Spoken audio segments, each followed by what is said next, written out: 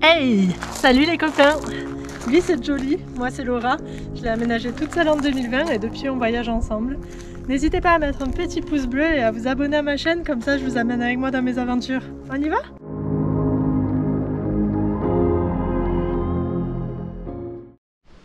Hey les copains! Juste pour vous montrer que je vais me régaler ce soir, j'ai fait une petite pizza!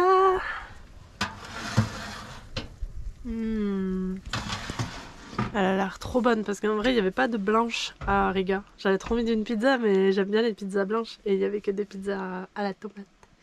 Donc fait maison. Allez, bon appétit!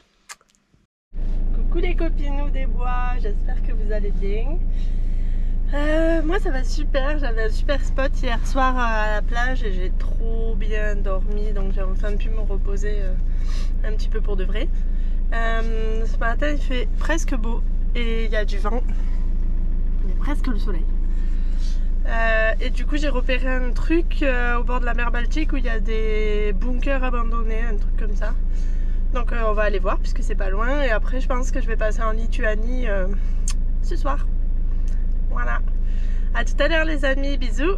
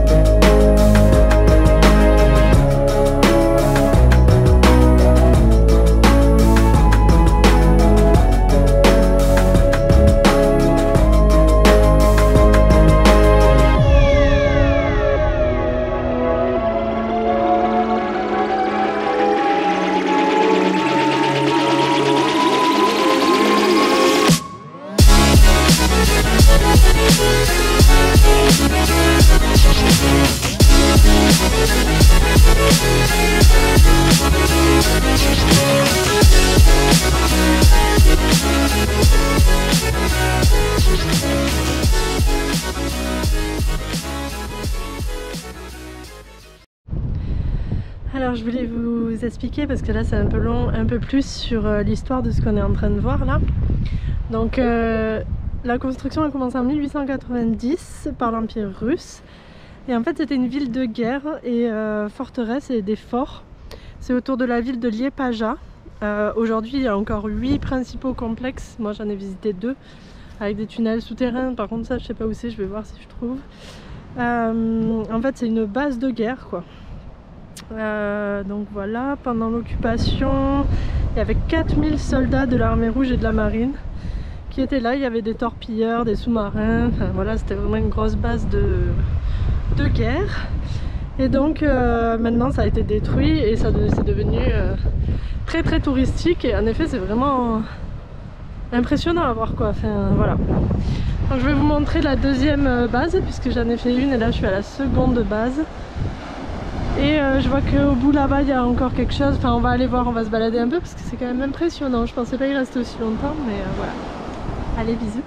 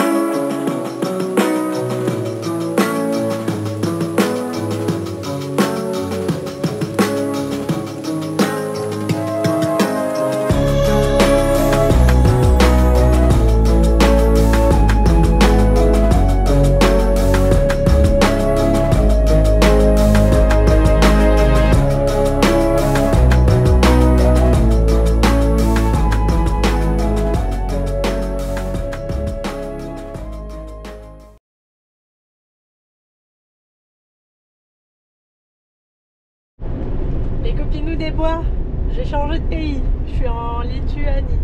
Je confonds toujours les deux, c'est horrible. Ouais, je suis en Lituanie, voilà. Donc là, je pars pour l'isthme de Courland. En fait, c'est une bande de sable qui est dans la mer. Et ça, ouais, je sais pas comment vous expliquer, je vais vous montrer. Et en fait, ça, faut y aller en ferry, donc je vais prendre un ferry. Et en fait, à cet endroit-là, il y a une enclave russe entre la Lituanie et la Pologne. Et du coup, l'isthme, sur l'isthme, il y a une frontière entre la Russie et la Lituanie. Enfin voilà, ça a l'air sympa, on va voir ça. Il y a des dunes, ça a vraiment l'air cool. Aujourd'hui, il fait pas oufement beau, mais demain et après-demain, ça a l'air mieux. Donc voilà, je vais y rester 1 ou 2 jours, je pense, histoire de tout visiter et de voir un beau coucher de soleil. Enfin voilà. Et après petite visite de la Lituanie, ça ne va pas durer des plombes, c'est petit, il n'y a pas grand chose à faire. Je vais aller, il y a une colline avec des croix, je vais aller à Vilnius, enfin voilà. Et ensuite on passe en Pologne. Voilà les copinous des bois, à tout à l'heure sur l'isthme de Courland.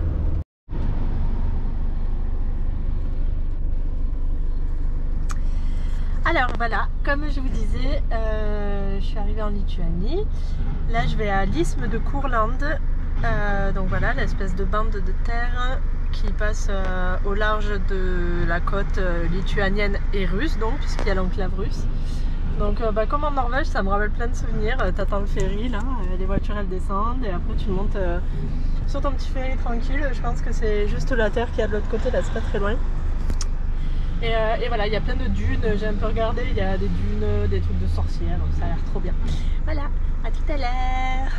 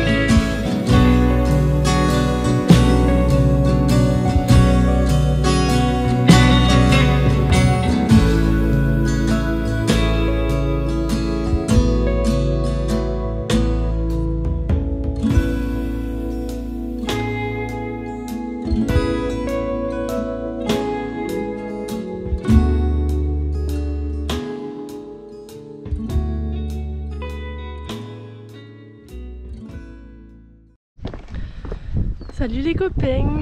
Alors ce matin, rando dans les dunes grises, c'était magique. Et en fait, donc c'est un parc naturel et tout maintenant.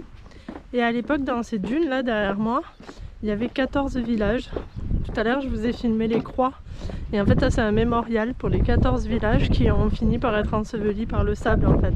Ils ont lutté, mais les dunes bougeaient de 5 à 15 mètres par an. Et petit à petit, les villages ont été ensevelis. Le dernier, il a été abandonné en 1854. Voilà, et du coup, ils ont créé d'autres villages sur l'île à des endroits moins risqués quoi, au niveau du sable, du vent, etc. Parce que là, c'est vrai qu'il y a du vent et que ouais, le sable bouge vachement quoi. J'en ai bien mangé, c'était bon. Et voilà, et du coup, là, on va continuer la balade. J'ai vu qu'il y avait une dune aux sorcières. Enfin, voilà, on va aller voir un petit peu et on va se rapprocher de la frontière russe, encore et toujours. Je crois que c'est le but de mon voyage, faire toutes les frontières russes. On va faire un truc comme ça. Je vais faire une vidéo YouTube, toutes les frontières russes les gars. Voilà, donc petite balade, c'est trop bien parce qu'il fait beau quoi. Je suis trop contente, ça, le moral d'un coup. Donc voilà, à tout à l'heure les copinous.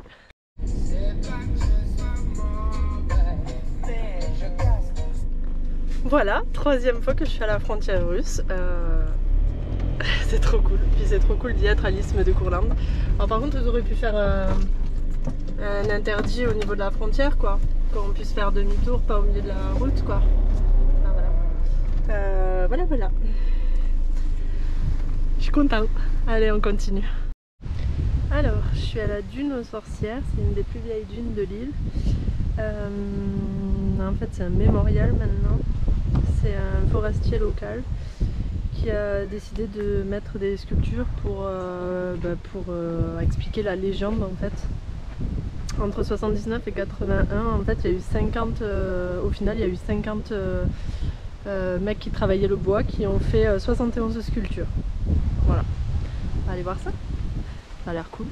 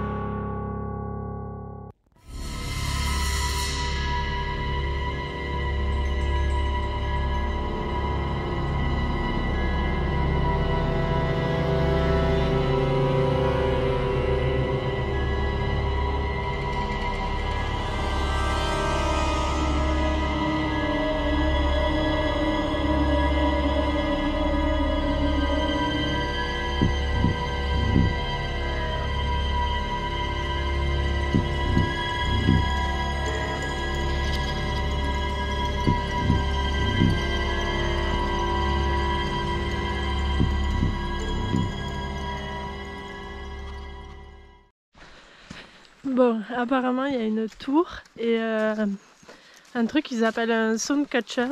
Ça fait un peu comme un cône dans lequel tu peux te mettre et je sais pas, apparemment ça attrape les sons de la forêt. Bon, on va voir, je vais essayer de trouver ça, mais c'est galère dit.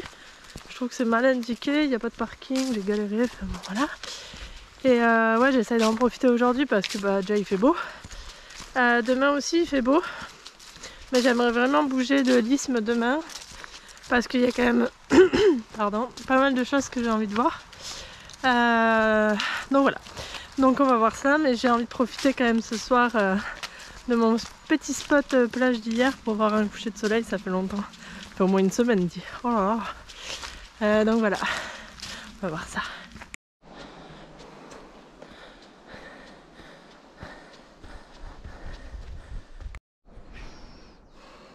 C'est fermé.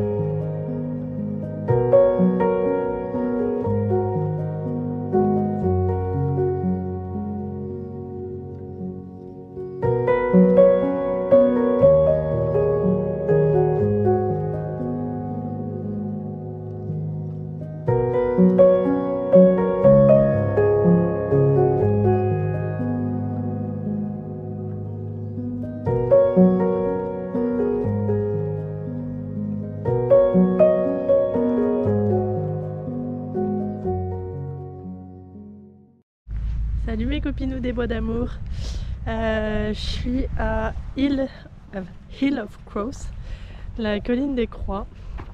Bon, il y a du monde, mais ça valait le coup. C'est une colline où en fait apparemment au début il y a une ou deux croix et puis les gens sont venus poser des croix. Donc maintenant il y a plein de croix.